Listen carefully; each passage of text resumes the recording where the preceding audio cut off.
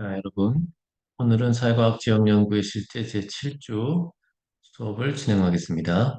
자, 이번 수업은 내 논문인 경제적 세계와 환경 정책에 관한 논문을 간단히 설명하고 끝내겠습니다. 자, 이 논문의 연구 설계를 설명을 하기에 앞서서 이 논문에 대한 배경 설명을 약간 좀 하겠습니다. 자, 우선 세계화라는 것을 좀 이해를 해야 되겠습니다. 세계화는 1990년대에는 그리고 또 2000년대에는 가장 중요한 국제정치적 현상이었습니다. 그러니까 그 20년 동안 급속하게 진행되었던 현상인데요. 세계가 점점 더 가까워지고 통합되어 가는 현상입니다. 이러한 현상이 1990년대에 진행되었던 이유는 1989년과 90년에 냉전이 해체되었기 때문에 그렇습니다. 소련이 망했고요. 그 다음에 소련과 옆에 있었던 많은 동유럽 국가들이 공산주의를 해체하고 자본주의 시장 경제를 도입했습니다. 그래서 냉전이라는 구도 자체가 해체되고 나니까 이제 동과 서가, 즉 자본주의 진영과 사회주의 진영이 진정으로 통합이 돼 버렸습니다. 이렇게 세계 경제가 통합이 되다 보니까 전 세계 개발도상국과 선진국, 그다음에 사회주의 진영과 자본주의 진영이 최초로 통합되는 그런 결과를 가져왔습니다. 그래서 이 시기에 세계화가 아주 급속하게 진행이 되었습니다. 여기에다가 인터넷이 발달해서 무역이라든지 투자라든지 이런 거래가 더욱 활성화되었습니다. 여러분들은 잘 모르겠지만 1990년대에는 인터넷이 활성화되던 시기였습니다. 90년대 중반이 되면은 선진국에서는 이미 전문가들 수준에서 그리고 정부나 기업 수준에서 인터넷을 활용하고 있었고 이것이 1990년대 말쯤 되면 일반인들에게도 이제 PC를 통해서 인터넷을 사용할 수 있는 기회가 주어졌습니다. 예전에는 중요한 결정을 내리기 위해서는 예를 들면 우리가 어떤 나라에 물건을 수출하기 위해서는 수출하려고 하는 상품의 그 샘플을, 사례를 들고 그 나라에 찾아가서 그 예시를 보여주고, 나 이런 신발을 너희들한테 수출하고 싶은데, 이 신발을 한번 봐봐라 해서, 이 신발이 좋으면 거기서 이제 수출 계약을 맺고 돌아오고, 이제 이런 식으로 거래를 했는데요. 지금은 샘플을 소포로 보내고, 인터넷으로 대화를 하고, 인터넷으로 모든 그 투자 결정을 하고 뭐 클릭 한 번이면 돈이 막 왔다 갔다 하고 이제 이런 시대가 되다 보니까 무역 및 투자가 훨씬 더 빠른 속도로 진행될 수밖에 없겠죠, 그죠? 그래서 인터넷도 그런 세계화에 큰 도움을 주었습니다. 그런데 다른 한편으로는 세계화가 진행되는 동시에 각 지역에서 지역 블록을 만들려고 하는 경향들이 동시에 생겨나기도 했습니다. 예를 들면 북아메리카, 북미에서는 미국과 캐나다와 멕시코가 자유무역지대 협정을 맺었고요. 그다음에 유럽에서는 유럽 나라들이 통합되려고 하는 움직임들이 있었고 그 결과 유럽이 통합되었습니다. 그다음에 아시아에서는 동남아시아 국가들이 통합되려고 하는 움직임들이 있었고요. 라틴 아메리카 국가들도 서로 통합되려고 했고 아프리카 국가들도 통합되려고 했습니다.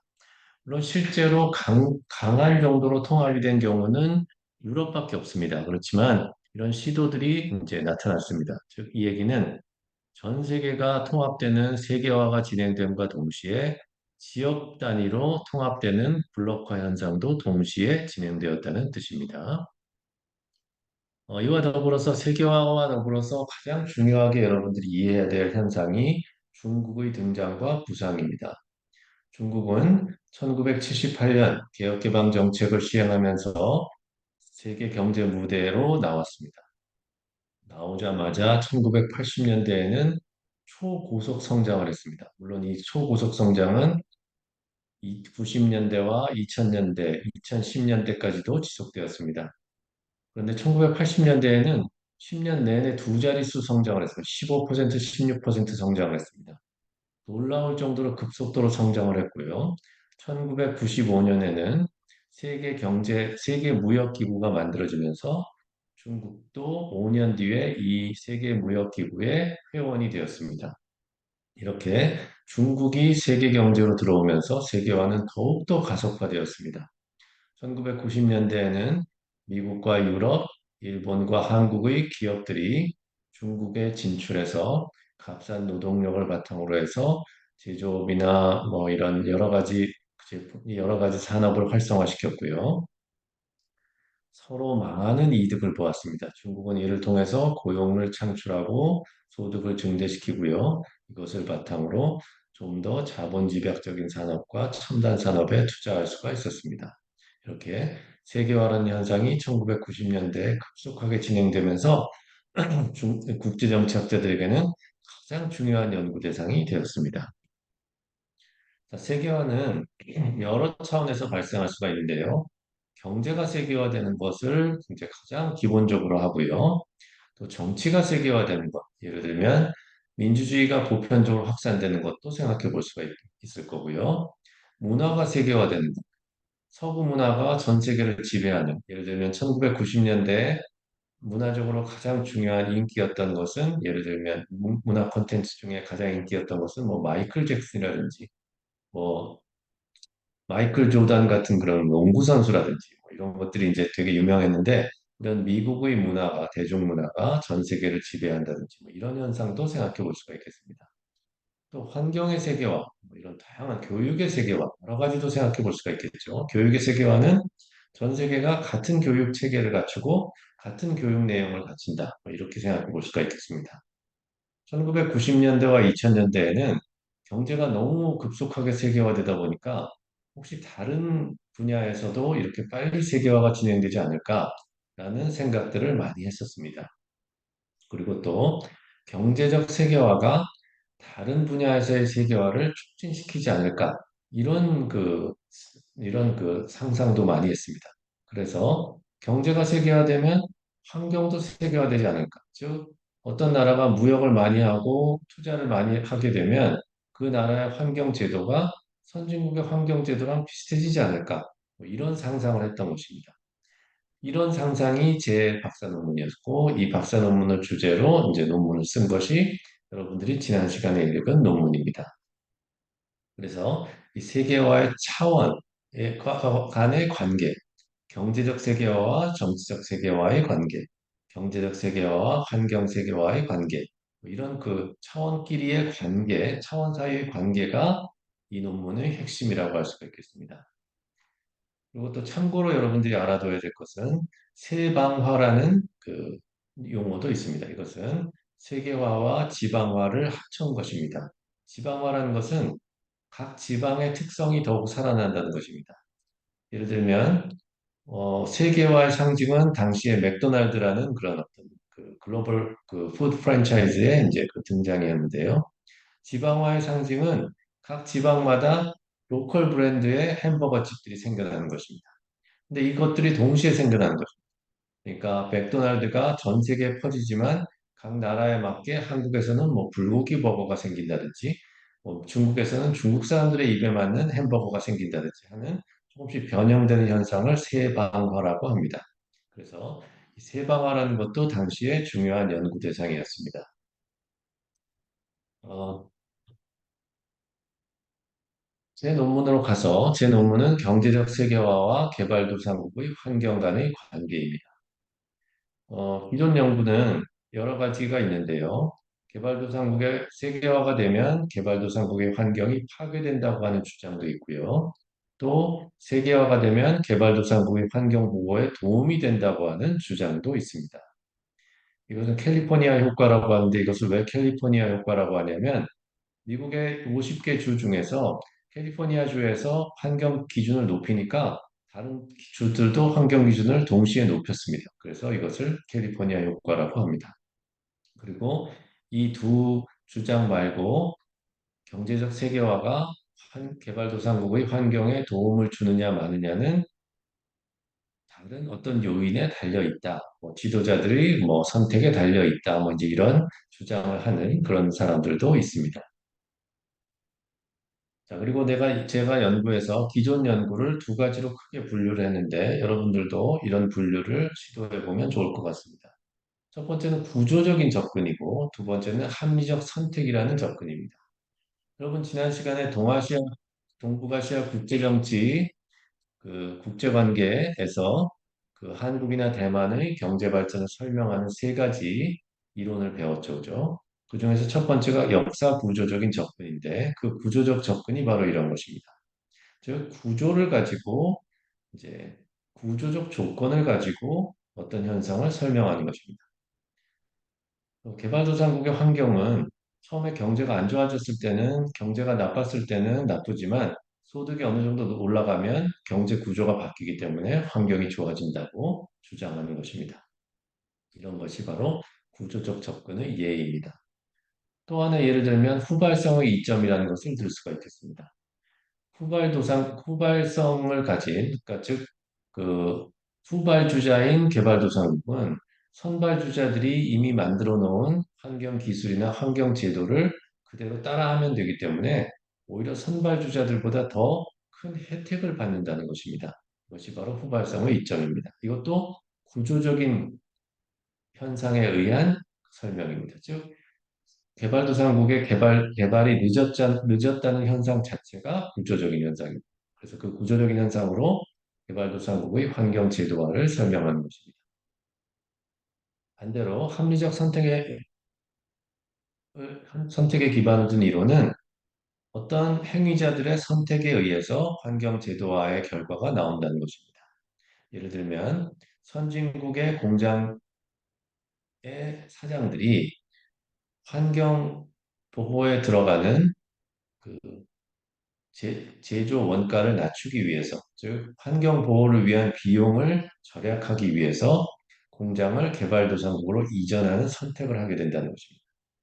이렇게 이 사람들이 이런 선택을 하면 개발도상국의 환경이 나빠질 수밖에 없겠죠, 그죠? 그렇게 해서 이런 선택에 의해서 이렇게 그 이제 개발도상국의 환경 제도화의 정도를 설명하는 그런 이론도 있습니다. 자, 제 연구 문제는 대련과 심양 두 도시는 왜 비슷한 조건임에도 불구하고 한 도시에서는 환경 제도화의 수준이 높고 다른 도시에서는 낮나? 자, 여기서 제일 중요한 것은 비슷한 조건임에도 불구하고 라는 것입니다. 이 대련, 딸리엔하고 심양, 션양 이 두 도시는 매우 비슷한 조건에 있습니다. 같은 성에 있고요. 지리적 위치도 비슷하고 소득 수준도 비슷하고 산업 구조도 비슷합니다. 그런데 왜 대련의 환경 제도화 수준이 심양에 비해서 높은가? 이렇게 되면 이제 연구할 가치가 있는 것입니다. 그래서 이 비슷한 조건임에도 불구하고라는 문구를 반드시 연구 문제에 집어넣어야 합니다. 여러분들 중에 이것을 집어넣은 사람은 아마 없을 것 같은데요. 자, 원래 이 논문의 이 인과관계는 이렇게 설정이 되었습니다. 환경 규범이 확산되는 것이 바로 이제 독립 변수고요. 이것이 개발도상국의 환경 제도화를 가져온다는 것이 종속 변수입니다. 그런데 여기 경제 개방의 정도라는 게 있죠. 그죠? 이것은 바로 매개 변수라고 합니다. 영어로는 intervening variable이라고 하는데요. 매개 변수에 대해서는 여러분들이 배우질 않았기 때문에 이렇게 답할 필요는 없었습니다. 매개 변인이라는 것은 뭐냐면 독립 변수와 종속 변수 간의 인과성의 크기에 영향을 미치는 변수입니다. 그래서 여기 지금 환경 규범의 확산이 환경 제도화를 가져오죠. 이런 것이 인과관계인데 이 인과관계를 경제 개방의 정도가 촉진시킨다는 것입니다. 즉 경제 개방의 정도가 세면 셀수록 경제 개방 정도가 크면 클수록 환경 규범의 확산으로 인한 환경 제도화의 정도가 더 커진다는 것입니다. 그런데 사실은 이 매개 변수를 통해서 이렇게 연구 디자인을 설정한 경우는 여러분들 답안할 수는 없습니다. 왜냐하면 아직 안 배웠기 때문에 그렇습니다. 그래서 여러분들은 이 경제 개방의 정도가 독립 변수이고 환경 제도화가 종속 변수로 이제 이렇게 인과관계를 설정을 했는데 이렇게 해도 아무 문제는 없습니다. 자, 그래서 이제 규범의 확산으로 인한 환경 제도화는 경제 개방도가 높을수록 더 활발해질 것 같다. 이것이 이제 원래의 매개 변인으로 인한 가설이고요. 경제개발도상국의 경제 개방도가 높을수록 환경 제도화의 수준이 더 높을 것 같다가 여러분들의 가설인데 이것도 맞는 가설입니다.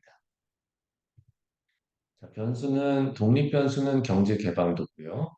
종속 변수는 환경 제도화의 정도입니다. 독립 변수는 해외 직접 투자를 얼마나 많이 받았느냐로 측정을 하고, 종속 변수는 환경법이나 환경 관련 정부 기구, 환경 관련 규정, 그다음에 실제 환경의 질 이런 것으로 특정을 이제 그 측정을 했습니다. 그다음에 사례 선택 및 연구 방법은 자, 사례 선택은 뭐를 바탕으로 한다고 했죠? 반드시 사례 선택은 독립 변수의 변인을 바탕으로 한다고 했습니다. 여기서 독립 변수는 경제 개방도입니다. 그래서 경제 개방도가 높은 곳 하나, 경제 개방도가 낮은 곳 하나를 반드시 선택해야 합니다. 그런데 그와 더불어서 이 연구는 우리가 배운 최대로 비슷한 두 개의 사례를 비교하는 그런 방법을 채택하고 있습니다. 이 두 도시는 거의 모든 면에서 같지만 딱 하나에서 차이가 납니다. 그것이 바로 경제 개방도입니다. 그래서 경제 개방도를 바탕으로 해서 경제 개방도가 높은 대련이라는 도시와 경제 개방도가 낮은 심양이라는 도시 두 개를 선택한 것입니다. 그리고 대안가설도 제시했습니다. 대안가설이라는 것은 혹시 다른 X가 있지 않을까, 다른 독립 변수가 있지 않을까를 미리 설명하는 것입니다. 지리적 위치를 제가 예시를 들었습니다. 대련은 해안가에 있기 때문에 내륙에 있는 심양보다 더 깨끗할 것이다. 이렇게 이제 대안가설을 제시할 수가 있겠지만 그것은 대기오염에서는 그럴지 몰라도 수질오염이나 다른 뭐 쓰레기 문제라든지 이런 전반적인 환경 제도화하고는 별 상관이 없다는 것입니다. 그리고 리더의 역할도 들 수가 있겠습니다. 대련에는 당시에 그 꼬실라이란 시장이 이제 중요한 역할을 했는데 그럼에도 불구하고 그 시장의 역할보다도 전반적인 제도화의 수준이 더 중요할 것 같다는 설명을 했습니다. 자, 예상되는 결과는 이렇게 표로 나타나야 됩니다. 이 표도 안 그린 사람도 있습니다, 여러분. 이 표는 그릴 줄 알아야 됩니다. 이렇게 독립 변수가 하나일 때는 독립 변수와 종속 변수를 각각의 면에다가 쓰고 이렇게 여기 이제 지금 여기 보면 여기에 경제 개방도인 독립 변수가 높으냐 낮으냐 여기는 종속 변수의 값이 높으냐 낮으냐를 썼고요. 이제 사례를 이렇게 두 개를 썼습니다. 자, 함의는 이론적 함의와 정책적 함의로 나눌 수가 있겠습니다. 이론적 함의는 이런 이론은 이런 가설은 기존 연구에 새로운 가설을 제시한 것입니다.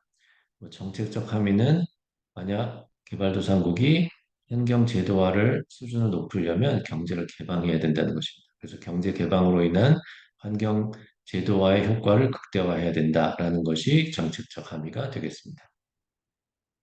자, 이 연구는 1990년대와 2000년대에는 좋은 연구 주제였지만 지금은 좋은 연구 주제가 아닙니다. 지금 세계화나 그와 관련된 연구를 하는 사람은 하나도 없겠죠, 그죠? 지금 현재 가능한 중요한 연구 주제들을 예를 들어서 세 가지만 생각해 보았습니다.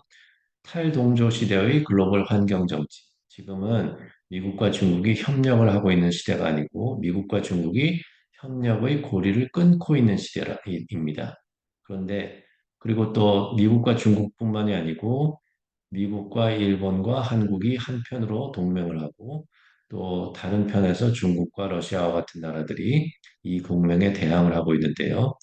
이러한 대립의 상황에서도 불구하고 환경 협력이 진행된 사례가 있다면 여러분들이 그런 좋은 사례를 알고 있다면 그 사례 하나만 가지고도 논문을 쓸 수가 있습니다. 왜냐하면 예외적인 사례이기 때문에 도대체 이렇게 그 국가들이 갈등 관계에 놓인 상황 하에서 어떻게 이 협력이 가능했느냐라는 것은 사례 하나만 가지고도 좋은 연구 주제가 될 수 있습니다. 그다음에 한국의 경우에는 한국인의 후쿠시마 오염수 방류에 대한 인식 조사 같은 것을 해볼 수가 있겠습니다. 예를 들면 한국 사람들한테 설문조사를 해서 너는 일본이 후쿠시마 오염수를 방류한 것에 대해서 어떻게 생각하느냐고 물어봤는데 정당 지지별로 이 의견 차이가 확실하게 나타난다면 이걸로 좋은 연구를 할 수가 있겠습니다. 즉, 민주당 지지자들은 오염수 방류를 반대하고 국민의힘 지지자들은 오염수 방류를 찬성한다. 이런 결과가 나온다면 뭐 이런 그 정당 지지에 관한 국내 정치적인 그 어떤 현상이 오염수 방류에 대한 사람들의 의식에 영향을 미친다라고 주장할 수가 있겠습니다. 반대로 이런 결과가 별로 상관이 없는 관계가 없는 결과가 나온다면 그대로 또 중요한 연구를 할 수가 있겠습니다. 우리가 예상하기로는 정당에 대한 지지가 후쿠시마 오염수 방류에 대한 인식에 영향을 미칠 것 같지만 실제로 조사를 해봤더니 하나도 영향을 안 미쳤더라. 왜 영향을 안 미쳤을까? 이런 정당에 대한 이념적 지지와 이념적 선호와 상관없이 원래 사람들이 환경의식이 높아짐에 따라서 이런 오염수 방류를 싫어한다. 뭐 이런 이런 결론을 내릴 수가 있겠습니다. 그 다음에 최근에 RE100이라는 게 있죠, 그죠? RE100, RE100은 선진국 기업들이 자기들이 이제 기업을 운영하는 데 있어서 사용되는 에너지를 100% 재생에너지로 쓰겠다는 그런 그 기업들만의 클럽입니다. 그래서 여기서는 패권국이 아닌 패권 기업의 역할이 중요하게 이제 분석이 돼야 됩니다. 어떤 이들이 패권 기업, 예를 들면 뭐 아마존이라든지 뭐 애플이라든지 뭐 구글이라든지 이런 글로벌 기업들이 어떤 면에서 긍정적인 역할을 하고 어떤 면에서 부정적인 역할을 하느냐. 긍정적인 역할은 이렇게 다른 기업들을 이제 재생에너지 사용의 그 클럽으로 동참시킬 수 있다는 거고, 부정적인 역할은 그럼에도 불구하고 이렇게 여기에 당장 이런 클럽에 동참할 수 없는 개발도상국의 거대 기업들은 이제 글로벌 어떤 기업의 클럽에서 소외되는 그래서 경제적인 불이익을 받게 되는 그런 결과를 가져오게 된다는 것입니다. 그리고 또 왜 선진국 기업 중에서도 어떤 기업은 여기에 가입하고 어떤 기업은 가입을 안 하나 뭐 이런 연구도 중요한 연구가 될 수 있겠습니다. 자, 여러분 오늘 수업은 여기서 마치겠습니다. 네, 수고하셨습니다.